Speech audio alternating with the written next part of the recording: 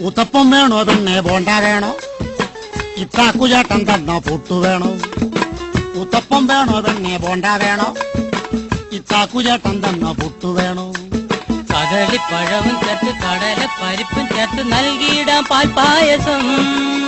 തിന്നു പെണ്ണെ ആ വേണേ തിന്ന്. ഇനി വാരി പെണ്ണെ ആ വേണ്ട വേണ്ട. ഉത്തപ്പം വേണോ പെണ്ണെ ബോണ്ട വേണോ?